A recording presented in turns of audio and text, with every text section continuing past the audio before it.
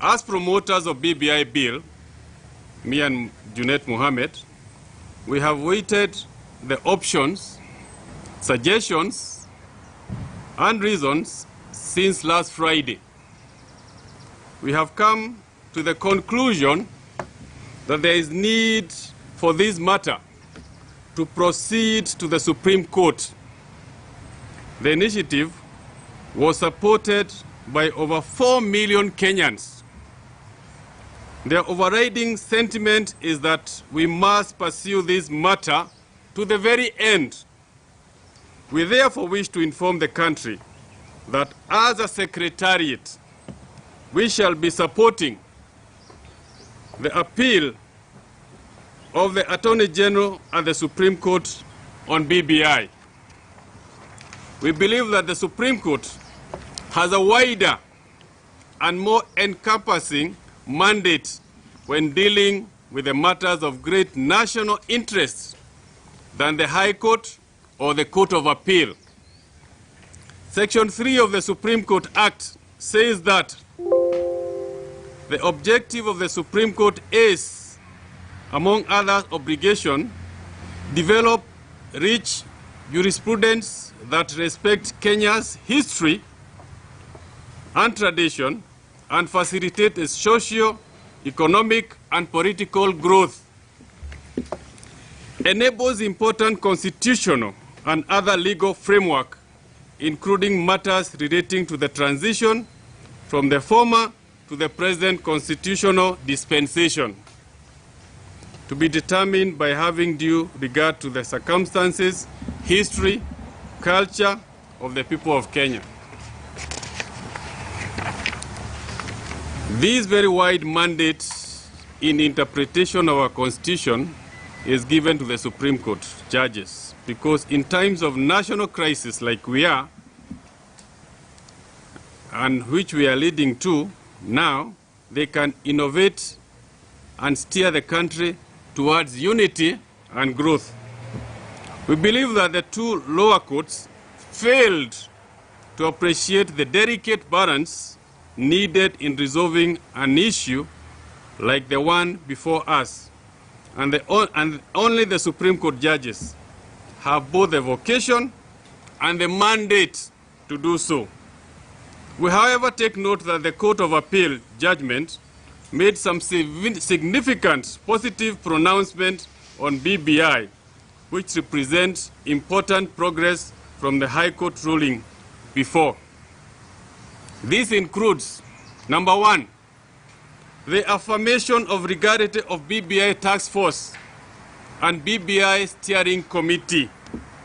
Number two, affirmation that the President has powers to establish ad hoc committee and bodies. That was affirmed in the ruling.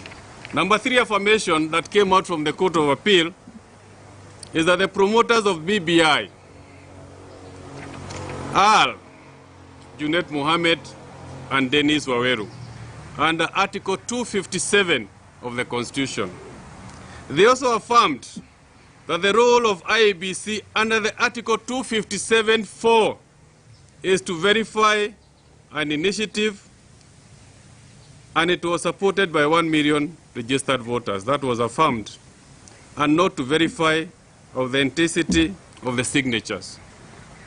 Number five, affirmation is that IEBC has mechanism to verify an initiative by using its register of voters and biometric as it is and as it did in BBI bill. The other affirmation that we got from the ruling is that the county assemblies and parliament cannot alter, vary, or change the content of a constitutional amendment bill during their consideration. Number seven affirmation that we got from the ruling is that the referendum question are to be contained in one bill as opposed to multiple questions. And so we are proceeding, and I want now to leave my colleague, my co-chair, to read the rest of the statement that we are issuing today. Karibu sana, Mheshimiwa.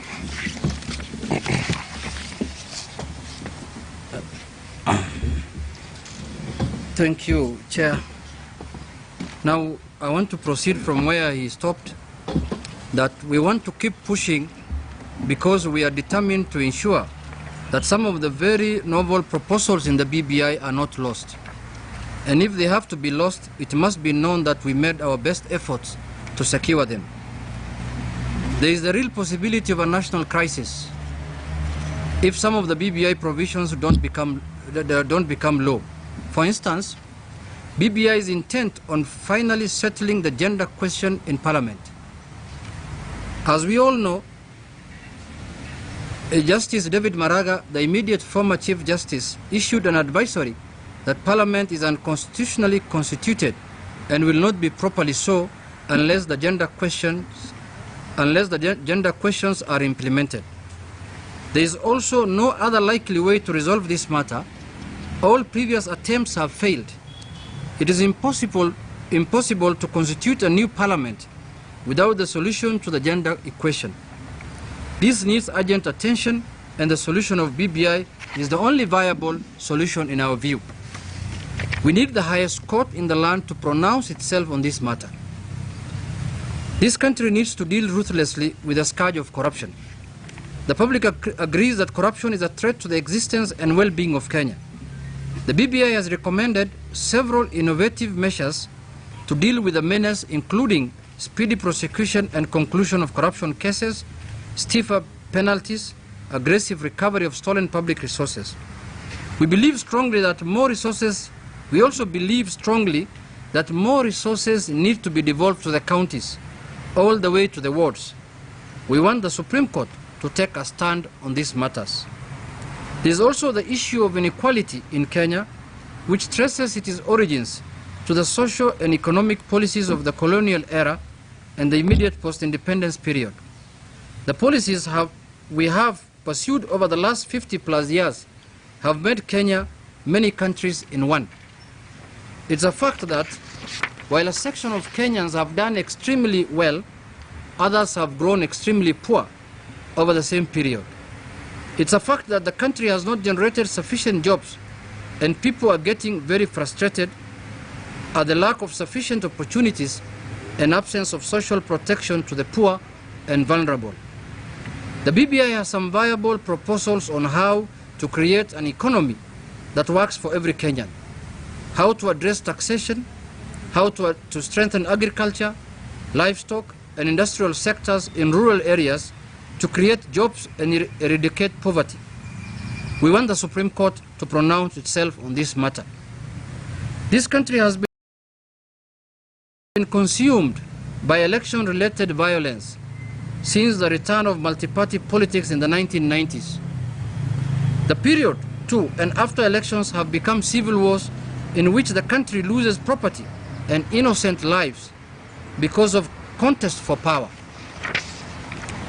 It is the intention of BBI to avert the election crisis as that witnessed in previous elections by reforming the governance structure of the country. Again, there are no alternatives, and we are about to conduct a general election in less than a year. We want to hear from the Supreme Court on this matter. There are many contradictions in both the High Court and the Court of Appeal rulings that will create confusion and legal chaos if not settled with finality.